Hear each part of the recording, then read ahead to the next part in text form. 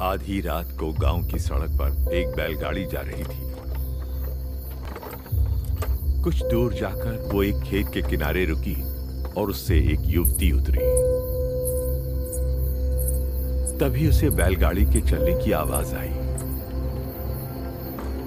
चालक गाड़ी। वो लोग उसे बिना लिए ही वहां से चल चुके थे। रुको, मेरे लिए रुको। उसने सुनसान सड़क से हटकर खेत के पास खड़े रहना उचित समझा। तभी उसने पास से आ रहे कुछ लोगों के बात करने की आवाजें सुनी। दो लोग मिलकर एक आदमी को बुरी तरह पीट रहे थे। देखते ही देखते उन लोगों ने उसको बड़ी बेरहमी से मार डाला। अनजाने में उसने कुछ ऐसा देख लिया था जो उसे नहीं देखना चाहिए था। कुछ समय बाद दिसंबर का सर्द महीना था। काली अंधेरी रात के आगोश में धीरे धीरे हवा की लहरें आ रही थी। उस दिन हरिलाल अपने घर से दूर खेत में खटिया पर सोने की कोशिश कर रहा था। न जाने क्यों इस साल भी फसल यूं ही बर्बाद हो गई। इतना जतन किया फिर भी बिना किसी वजह फसल खराब हो गई। अगर यूं ही चलता रहा तो मैं बर्बाद हो जाऊंगा। अचानक खेत में बंधे हुए बैल जोर जोर से पैर पटक कर रंभाने लगे। अरे इन्हें क्या हुआ? अरे इन्हें कहीं सर्दी तो नहीं लग रही? जरा अलाव जला देता हूं। और जैसे ही वो वापस मुड़े, अलाव के उजाले में उनकी नजर खाट पर पड़ी। उनके होश फाख्ता हो गए। एक युवती उनकी खाट पर बैठी बुरी तरह हाँफ रही थी। कौन हो तुम? खून। वहां मैंने एक आदमी का खून होते हुए देखा।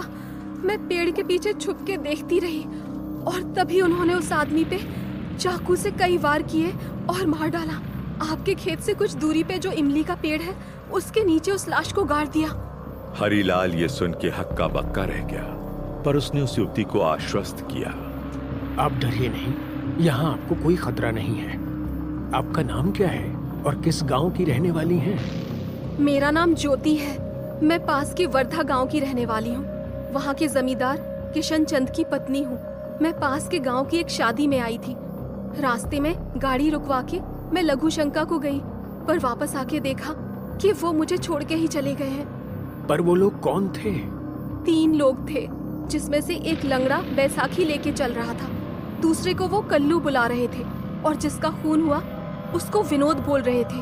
अरे वो तो बड़े खतरनाक लोग मालूम पड़ते हैं। कल सुबह मैं आपके साथ पुलिस स्टेशन चलूंगा।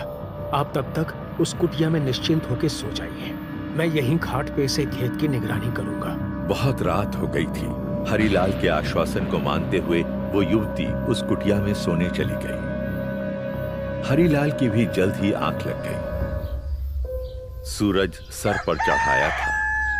हरिलाल आंख मलते हुए उठा और कुटिया की ओर निकल पड़ा। बड़ी देर तक सोता रह गया, पर अंदर कोई नहीं था।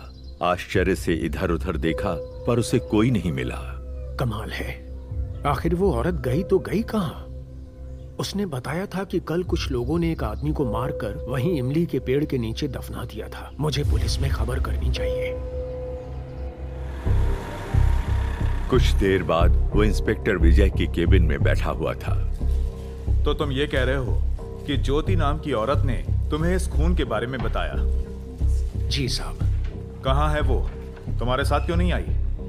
मुझे नहीं पता साहब। सुबह जब मैं अपनी कुटिया में गया तो वो वहां से जा चुकी थी। ये कोई कहानी तो नहीं है जो तुम मुझे सुना रहे हो हरिलाल? हमारा वक्त बर्बाद किया तो परिणाम अच्छा नहीं होगा। हुजूर, मैं ठहरा गरीब सीधा सादा किसान, भला मैं ऐसी जुर्रत क्यों करूंगा? उस औरत ने बताया था कि मेरे खेत से कुछ दूर जो इमली का पेड़ है, वहीं लाश को दफनाया गया है। यही बताने में चला आया। अगर तुम्हारी बात सच है तो तुम बच जाओगे, वरना मैं तुम्हें जेल में डाल दूंगा। साठे, जहां ये बोल रहा है वहां जरा आदमी भेज के खुदाई शुरू करो।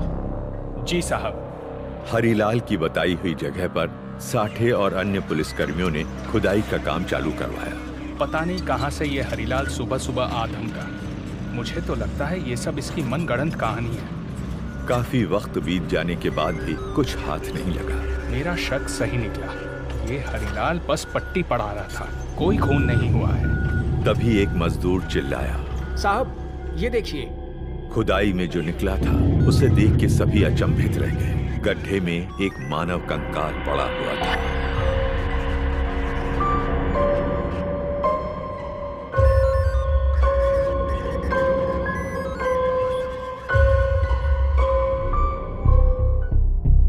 आखिर क्या था इस कंकाल का रहस्य?